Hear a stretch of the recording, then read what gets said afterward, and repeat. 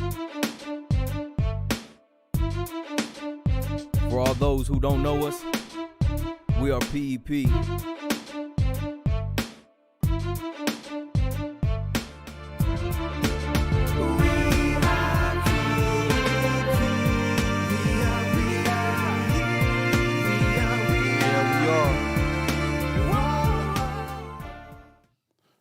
Good evening, fellas. Welcome to the 20th episode of Fresh Start Live with Fee and Pat, where the motto is, stay ready, keep from getting ready. I'm Pat. And I'm Fee. Today's episode is about your reflections on the people around you. Wow. Good topic. So, topics are just, how do you know that you have truly changed? So to really start out these conversations, do you know what you were born to do? What you were born for? Now? Yeah. I feel like I do now. When did that happen? Probably when I got over me. And I would say probably about 12 to 14 years ago. Mm-hmm. Yeah. 12, 14 years ago. Yeah. Mm-hmm. So what happened then? I mean, so that's even like my whole situation with coming to PEP, right? Uh-huh. It started out as a selfish motive because I was kind of challenged because at the time I was trying to go to the master's program. Mm-hmm. And it was kind of like, okay, give me 2 weeks. If you don't like it, I get you to the master's program. Mm-hmm. And I was like, okay. And then getting there, realizing what the master's program really was, you know? Mm-hmm. And because there was a lot of things I knew education-wise, but I learned so much about me and being a man, Mm-hmm. and being in, especially my initial introduction to what we was. Mm-hmm. That's why I say 12 to 14 years ago, where it really made me reflect on who I was. Uh-huh. What happened to you at that time that make you kind of search for it? I think it was a combination of things. One being a question that I was asked by my son. So, everybody know that I had no relationship with my father growing up, right? Mm-hmm. So sitting in the visitation room at Hamilton, mm-hmm. my son started to ask me about my father. Uh-huh. And my response to him was, oh, he don't matter. And he hit me with this question that it probably been better if he would have hit me with his fist. But he's like, what's the difference between him not being in your life and you not being in mine? Mm-hmm. And it made me stop and evaluate what was really driving my life. Mm-hmm. And it made me, in the process, I started to realize where my anger came from and a lot of things, and was able to work with them, let them go, and realize triggers, so to speak. And in doing that, you realize, you know what, you've lived all this time. You've existed all this time in a facade. Mm-hmm. Now, who were you created to be? What were you created for? Uh-huh. So it was a lot of things involved in that. Yeah, most people don't even ask themselves that question. They just exist. It's just going through the motion. Or they think their profession is what they created to do. Yeah. And then when that didn't happen, they picked on a hobby. And so their profession to work to make money for their hobby and then continue to exist and never understanding why were they created for. I think in PEP, what we're doing is, we're starting out with personal missions, personal charter, personal purpose. All of these things really expose you to thinking who you created for. I mean, what you created for. Right. I think it also will help you answer the one question that probably a large majority of the population can't answer. Mm-hmm. And it's always when people ask, who are you? The majority of people lead out with what they do, what they've accomplished. Yeah, I'm a police officer. So they never sit down really realizing or question themselves, what am I created for? So That's why they keep answering based on what do they do every day. But what you do every day is not who you are. Yeah. So some people realize, or some people come to the realizations of, I'm created to be this person, or I'm aspire to be this. But having that knowledge is just the beginning. It take a lot of action, or else it's just word. All right. And action take a tremendous amounts of energy too. No. And the action is not. It's got to be consistent, not sporadic. Just thinking about you want to have a better build or losing 17 pounds. You got to hit the gym every day, right? Every day. How many times have you hit the gym? 3. Okay, so that's what I'm talking about. Sporadic. All right. Once you determine that you want to be a new person, or you want to work toward whoever you should be, you got to be consistent and keep on working at it. And no excuses. Know what you want, know what you're willing to sacrifice. And thinking about purpose, I think about my purpose was revealed to me, crazy enough, when I was living a negative life. Mm-hmm. Because I remember one time a guy told me, man, you better off just owning a grocery store. Mm-hmm. Because even when I was in the streets, the things that I did only served other people. Mm-hmm. With the money I made. I wasn't one of those people who wanted to have $1 gazillion or have a lot of material things. I did what I did, and in my mind, I rationalized I'm helping the people. So, and I think that, I don't think I know that I was created to be of service to people. Mm-hmm. Because I'm very much a relationship person, so. So it doesn't matter what back in the day when you were selling drugs or doing whatever it is, till you're working for PEP or your next profession is, your purpose. Right. And it's a lifetime thing, kind of like you somewhat to sprint the marathon. It's not something you do today and you do it on Tuesday, but Wednesday, Thursday, Friday, you do something else. That's 7 days a week, so. So once you realizing it, how do you know that you have changed toward that? Well, I think you'll run into a lot of tests. Just thinking about the topic change, I think about some of the early tests, like when I got out. And I tell guys this in the unit right now, you've practiced, you have all the tools, you like to think you change, but you're going to reach a situation when you get out that's going to test if you change. And I think about, I don't know if you remember when I first got out, my brother got shot. Mm-hmm. Prior to any thought of change, I would have wanted retaliation and go and do this and that. But that never even crossed my mind. It was kind of like, you know what? It was things happen, put yourself in a situation. And there's been so many tests that had I not been focused on the direction that I'm going or want to go, mm-hmm. that I would have went backwards, so. Yeah, and you say something to me, too, a while back is, when you went home, there's a lot of people in your family doesn't want to be around you. Yeah. Right, because you have become a different person where your presence with them is not welcome. Yeah. Right, so because some of them still stuck in the old way.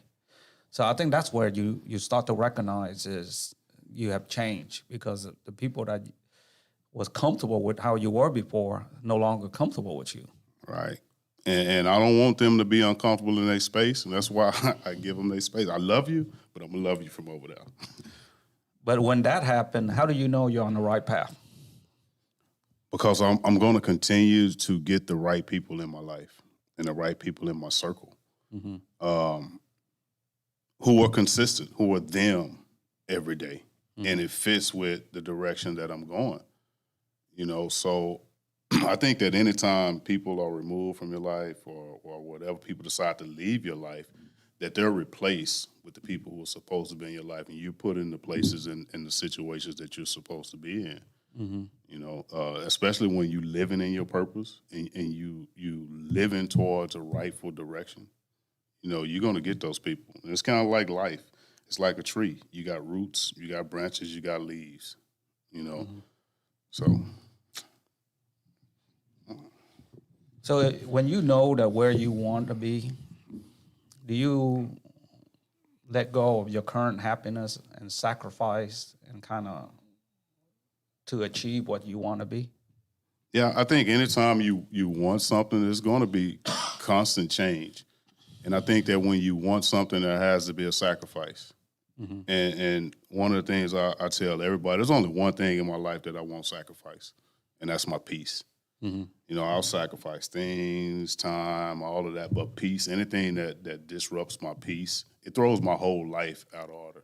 So my peace is the only thing that I won't sacrifice. I think you say that different now because, you know, you by yourself. Wait until you have somebody, your family.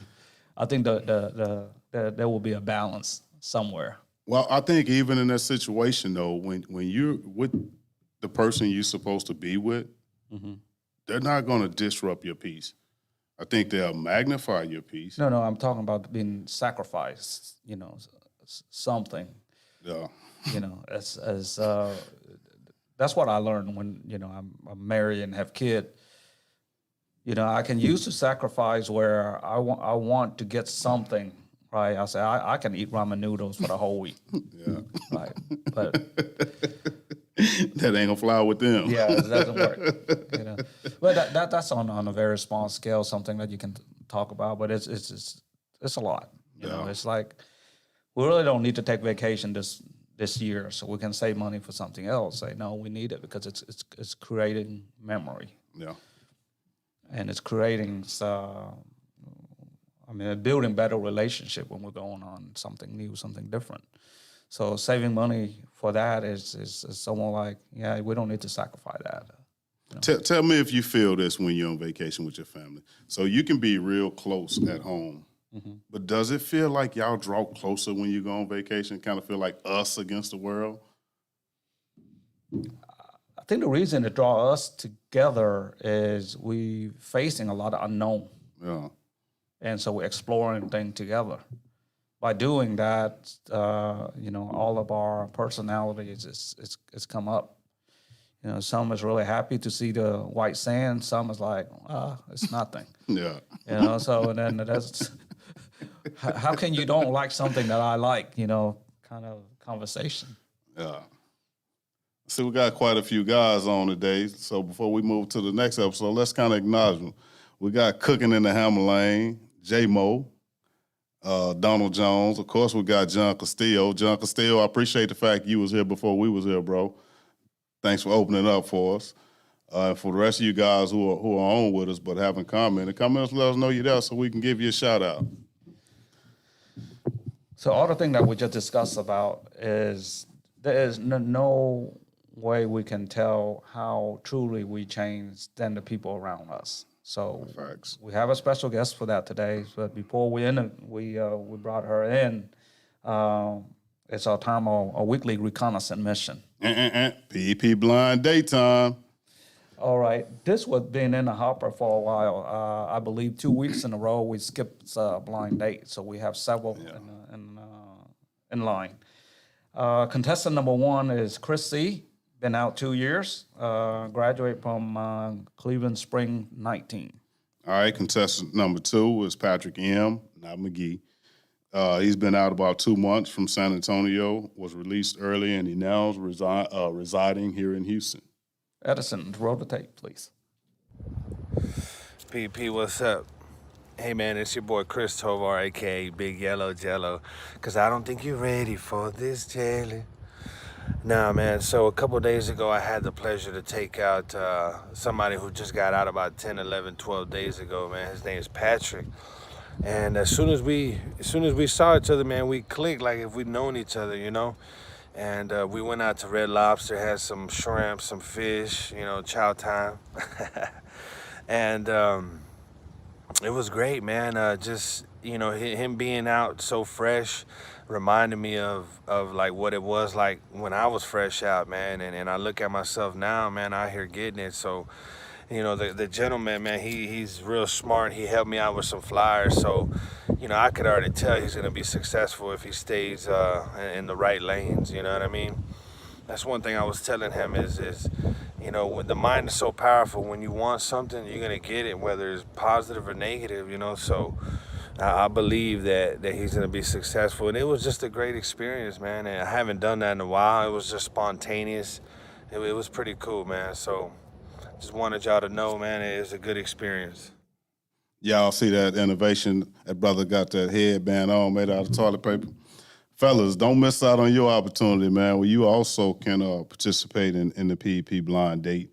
And also, man, further the movement of the Reconn Unit, man, because we all we got, but we all we need, you know. So reach out to Harvey. His contact is in the description. Reach out to your life caddy. Reach out to me. Just don't reach out to me on Messenger. Some of y'all I heard been trying to call me on Messenger, but I'm not on Messenger. Man, I'm kind of excited about this portion of our show. So we've interviewed several of you guys. We've introduced a lady from PEP, EWAP, Lockhart. But today we move in a different direction. So today we're going to actually talk to the first spouse, future spouse, of one of our alumni. So every week y'all see Cooking in the Hammerlane on the show. So today we're going to bring in to join us Tamara, a.k.a. Miss Cooking in the Hammerlane. So without further ado, Tamara, would you join us, please? Hey. Hello. Welcome. Thank you for having me. So this is truly my sister, true test of my sister. I've eaten her cooking. I've taken her cooking home. I pray for her because she did with Cooking in the Hammerlane. So. So how long have you known her? Tam, 4 years? 4 years. 4 years. That's when you met Alfredo? Yes. So what were you thinking when you first met him? At the bingo game or? No, we met online dating. Okay. So I was divorced and decided to do online dating. So that's where I met him. He hopped in your inbox? He did. So I believe he probably shared something with you about his past. Right? He did. Something happened in the first date or? The first date, no. Okay. But we had seen each other one time, and then he had to go back to work. He was working in the oil field at the time. And the next week was Thanksgiving, and he asked me to come and see him. So I drove 7 hours to see him. Okay. Oh, wow. I felt there was something special about him. So I drove to see him, and the first night that I was there, he was very quiet, and I knew something was up. And he said, "There's something I have to tell you." So that's when he decided to explain his past to me. He said, "I wanted to be very candid with you and let you know what I have been through." And he said, "I feel like you're a good person, and I want you to have the opportunity to run if you want to run." And so we had a long conversation about his past. What was I your can see initial? Alfredo. I can see Alfredo very smart. Asked her to drove 7 hours and then Ooh, tell that her was to game. give her the That was opportunity to run. game. So what was your initial thought when he told you? My initial thought was I've always been very open to, different people and the things that have came in their life. So I've never held someone's past, to hold judgment against them. So I immediately was, understanding. I believe that everyone deserves love and deserves a second chance. I felt like, him being honest to me in the beginning, was something that was very admirable for me. So I decided to, see where things would go. Of course, I knew that there would, potentially be, my loved ones might think differently about it. But I have a very strong circle. And I knew that if Alfredo was someone who I decided to love and to welcome into my life, then my family and my circle would do the same. Okay. Yeah, I kind of like your circle. They kind of cool. I think in knowing you and watching you all together, I think one of the things that you bring to Alfredo is a stable support. When are you gonna tell Alfredo no? How many businesses Alfredo had the last 4 years? He's had 2 that I know of. So he's been Gilligan Island. He's been Kingpin. And at each point, it's interesting. I'm like, when is Tam going to tell him no? But I see you stick in and you support him. And I think that is a beautiful thing for any man to have in his life. Where does that come from? I believe it comes from my bring up with my family. We were always very supportive of one another. I grew up in a home. I mean, my home was broken.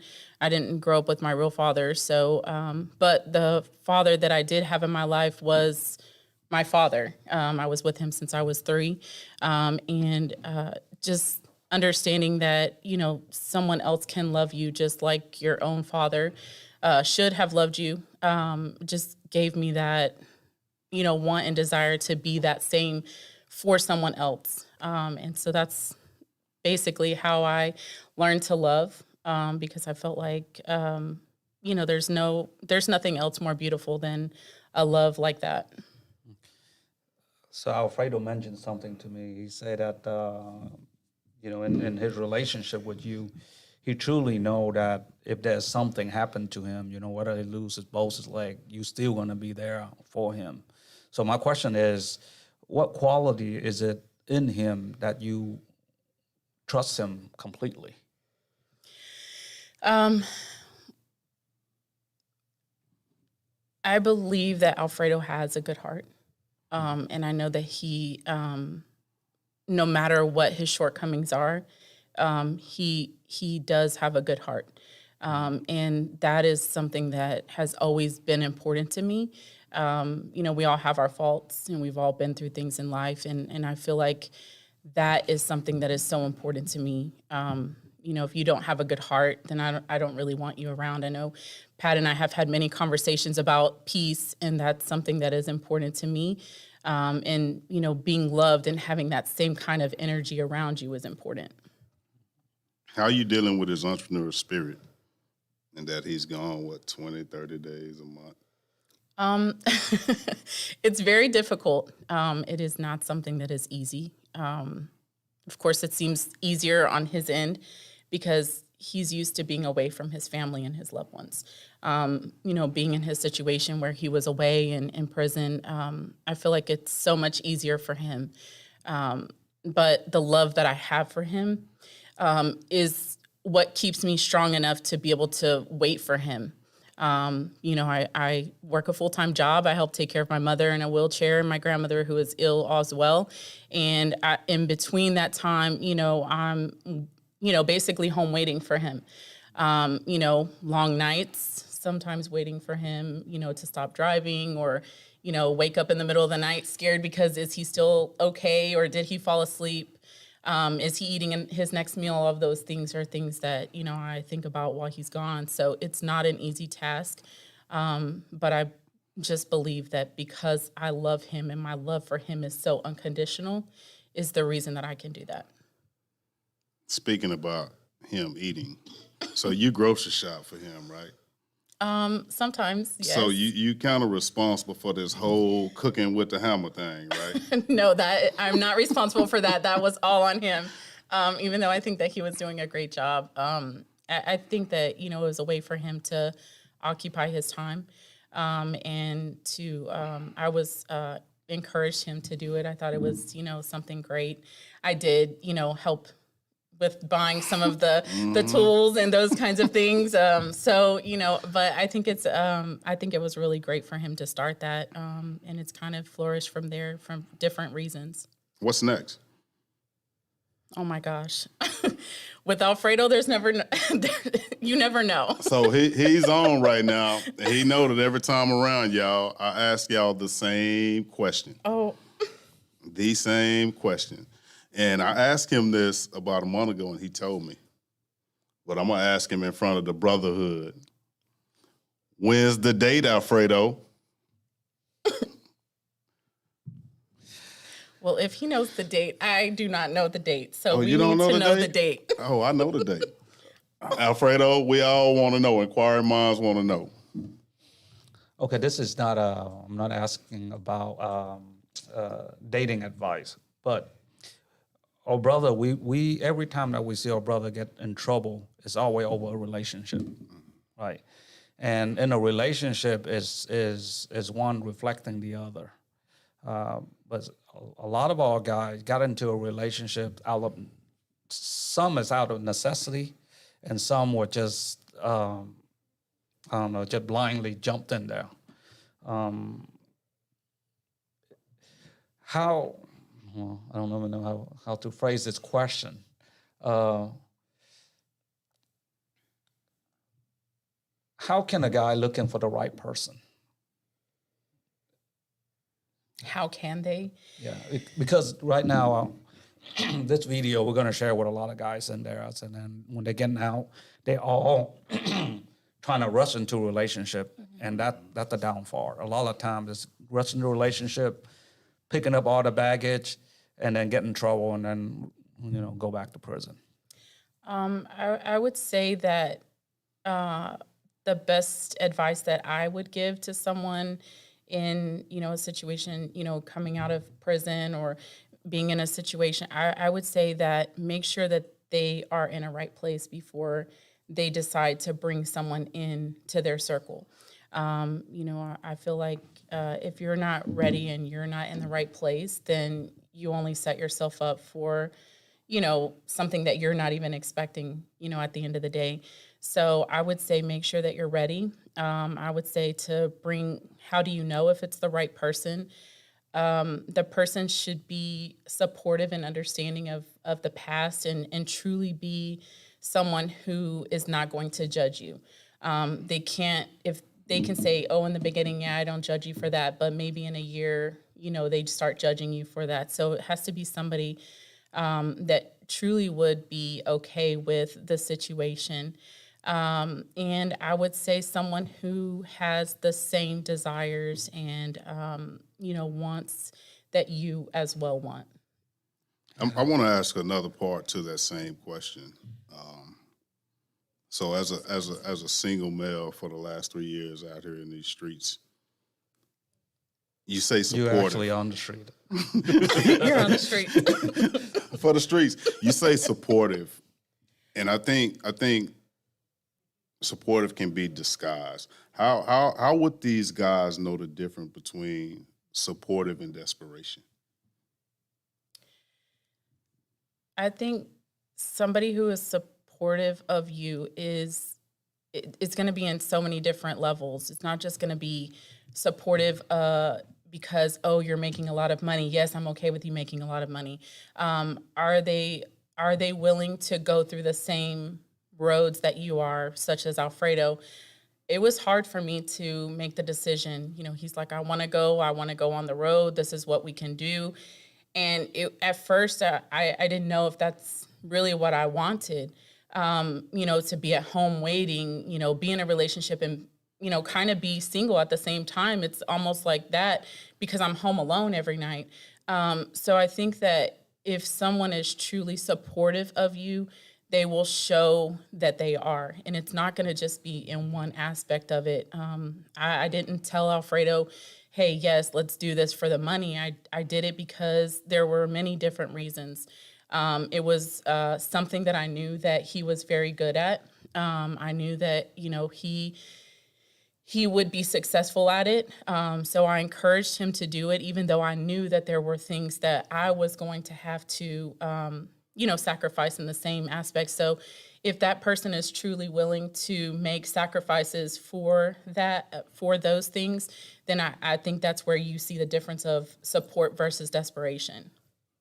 Okay, I like that. Your response really on point. It's really great. I think it's very beneficial for our guys inside and for our single brother too. So it's thank you for coming here, and thank you for sharing with us. Before you leave, 2 things. So we just got your wedding covered. Alfredo said December, right? December. So all the brothers on this broadcast, he said December. But you know what else came out of this? Our brother has agreed to make it official. So we have a minister who was also Alfredo's mentor on the inside, Mr. J. Mo, who just said that he would help make it official. So we can go and have the wedding at his new church. Okay. And he gonna make that happen. So Alfredo, we're gonna get back with you for an exact date. My sister, thank you. Thank you Love for you. having me. Thank Love you too. Pray for you, and we'll catch up. Same. Thank you. All right.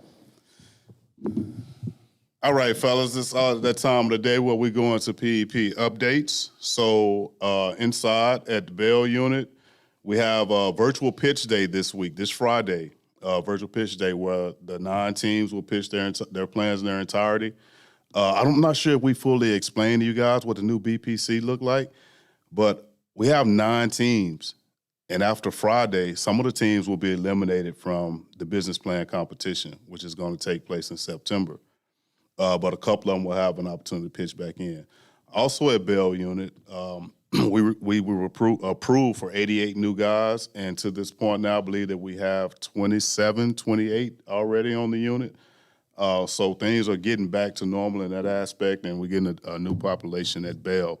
As far as S's, they're wrapping up their last workshop this week, which is the Ask workshop, and they're following behind Bell Unit. We're using Bell Unit to kind of tutor those guys along, so they're going to get some good feedback from this pitch day. And on the outside, we continue working with our final candidate for the B2B, and it's going to be in September 23rd. And it's one of those difficult process, but we're also going to start a big idea canvas outside. Whoop, whoop. And it's starting in September 1st. So this is going for all the guys who want to start a business and want to get their idea kind of cement down. Join us for September 1st classroom, and it's only going to be 2 classroom and a workshop and then an event. Okay. All right. The event, we're going to invite a bunch of people who come and kind of mingle with you and kind of like let you sell your ideas. And it's not only for guys that have the ideas, for guys who running a business but kind of struggle also, because the 2 classroom and the workshop allow him to really focus on, is this the right service or is this the right products that I'm selling? Or maybe I just do something a little bit different or offer a different service. So this workshop gonna help you go through that. Cool. So far, we already have 60-something people sign up. So, but the more the better. And we plan to run this 2 or 3 times a year. Okay, fellas, y'all stay tuned, man. So before we get to the Starbucks quiz, man, something just hit me, bro. So this our next to the last show here? Yep, next to the last show here. So for those of y'all watching it, I don't know how many of y'all used to watch Martin, but y'all remember when Martin moved out of his apartment? That's how I'm beginning to feel every time I come into the office, man, because each day we're getting closer to this not being home anymore. So let's go to our Starbucks quiz. And this one comes from my brother Fee. So keeping in line with our theme for the day, reflection and family. Max, you can't answer this. Yeah, he can answer. Also. Oh, Max can answer? Yeah, okay. Anybody can answer. Anybody can answer. Even Edison. All right. What class did PEP start to invite family to join in-prison graduation?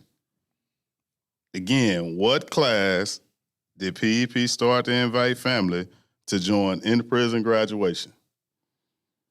So y'all have until we go off air. We'll give y'all a few seconds since there's a delay. Again, what class did PEP start to invite family to join in-prison graduation? So what's next week topics? We'll give them some time. Let's talk about next week topic. What we want to do next week? I'm thinking about we're going to the 10 driving value series. Okay. And maybe we could do on location, and not a live one. We're doing on location. We tape everything. And then next Tuesday, we just play. Where we want to do it from? I don't know. But another thing going to be changing when we get to a Maker Hub is, we won't have the same setup. Right. So, but we're going to keep the show running. Edison and Max, y'all had y'all one answer. Y'all out of there.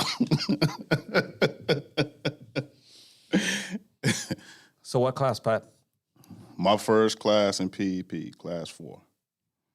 If y'all have heard Teresa Black tell y'all the story of when we first met, that was it. So, fellas, remember, man, we're on a mission to celebrate 1 million stories. And with Tamara coming in and sharing a little bit of her and Alfredo's story, we're one closer to that goal. But keep this in mind. Freedom demands responsibility, but responsibility demands accountability. So until we meet again, peace. All right. See you guys next week.